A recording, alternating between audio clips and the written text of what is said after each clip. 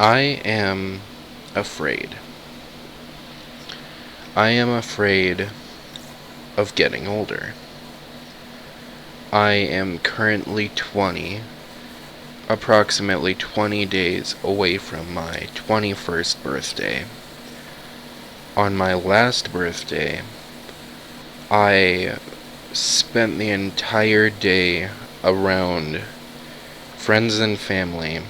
Not too many friends and family, mind you, but one good friend and my mother. We went out to eat. They did everything we could to cheer me up, went to see a movie, and the entire day I was just more depressed, I want to say, than I have been in my entire life. I can normally hide it, a lot of, when you're used to being depressed, a lot of people can hide it, put on a smile. I couldn't do that at all. I think I even tried, but most of all I didn't want to. And that was at age 20. I spent the night crying in bed. I'm going to be 21 now. Soon. And I'm wondering what's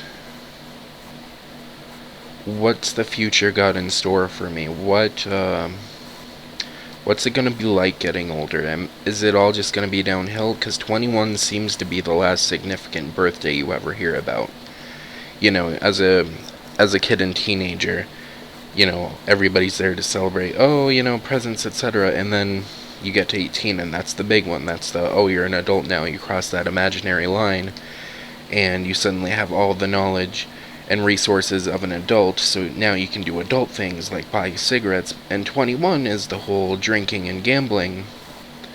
But what happens after 21? I'm afraid.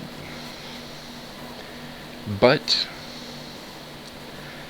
for the sake of not making a completely depressing video, I figured why not have a little nostalgia trip so I can have my one last monologue 2.0 before I'm 21. Well, I guess it would be 1.0 before I'm 21, but I had a video titled One Last Monologue as a Teenager, in which I wanted to record one last thing, just kind of pointlessly before I was 18, and to kind of reiterate on that issue, that entire video, in case you watched it, which I doubt, because nobody watches my shit anymore.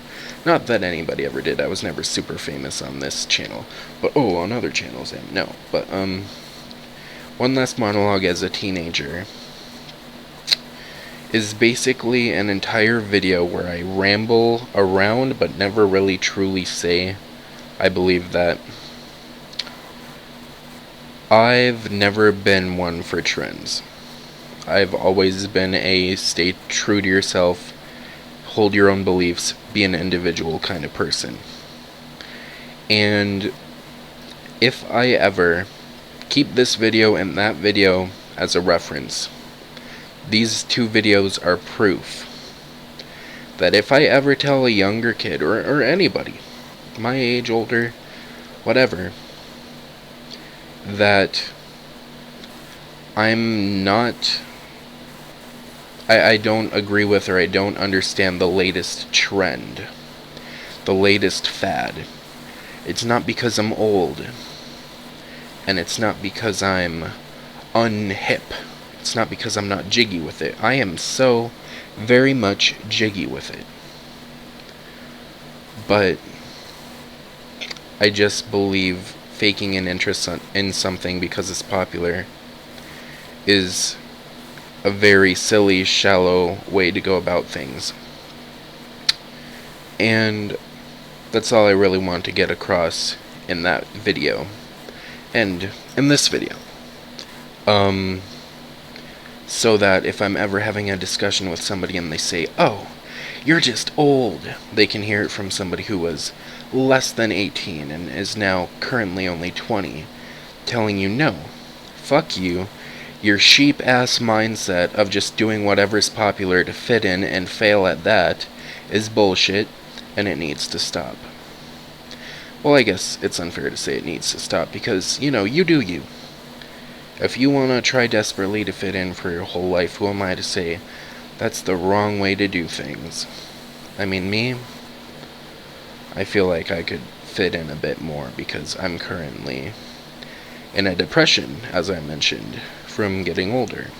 And depression is something that's been with me since I was a teenager. I want to say 13 is when it started.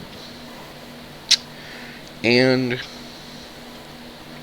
speaking of fitting in, I think a lot of it just kind of happened from the media and society and my peers always, making life out to be like you need to be surrounded by tons of friends and you need to have constant relationships and you need to be this supermodel, intellectual, intelligent person with a whole cast of stock character friends. The nerdy one, the funny one, the goth. And because I've never really had that cast, I've maybe had, 0 to 2 friends at most of my life.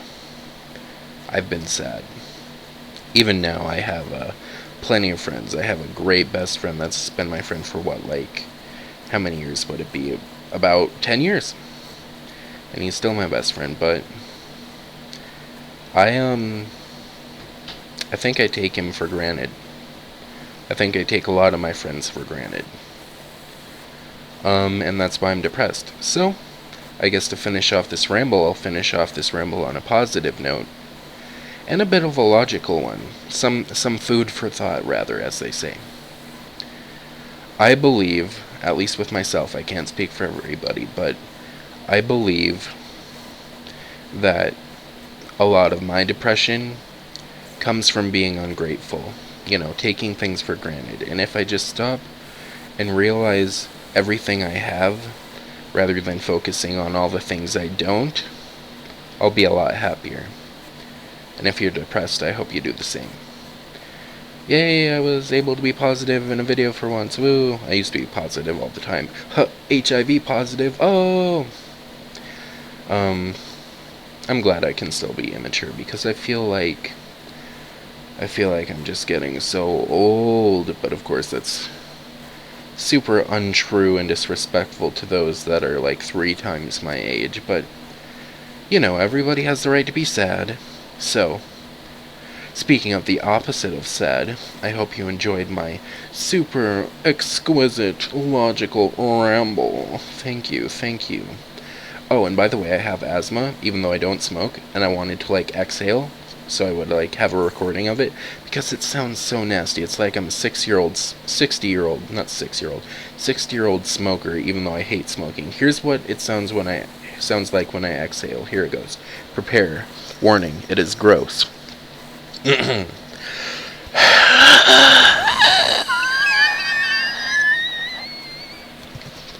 Yeah, that's why I'm sad. So, if you're feeling sad, and you don't sound like you're a chronic smoker, then bitch, take a look at yourself in the mirror, look at all the good qualities, and remember those. Because those are what matter.